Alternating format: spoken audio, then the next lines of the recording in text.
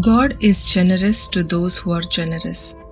As Christians, helping others and praying for others should be our intrinsic nature.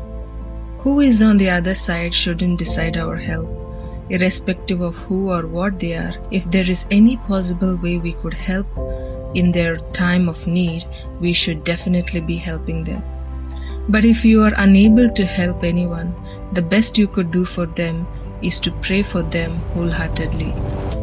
I would like to read to you from Proverbs 19:17, which says, "Whoever is kind to the poor lends to the Lord, and He will reward them for what they have done."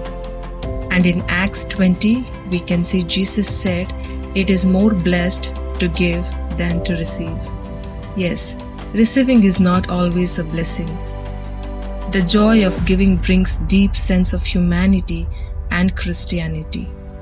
This pandemic has taught all of us that neither money nor fame can save life. It is only God who can give life.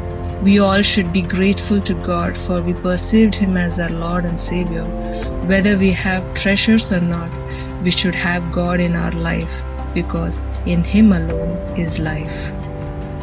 In Matthew 6:19-21 it says, "Do not store up for yourself treasures on earth, where moths and vermin destroy, and where thieves break in and steal, but store up for yourselves treasures in heaven, where moths and vermin do not destroy, and where the thieves do not break in and steal."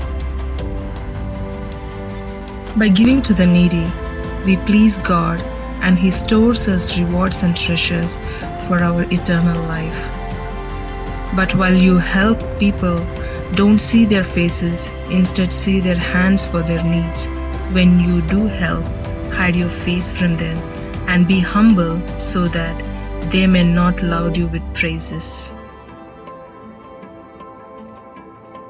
If you could help someone, you should give all the glory to God alone and be humble and grateful to God for using you to be their good Samaritan.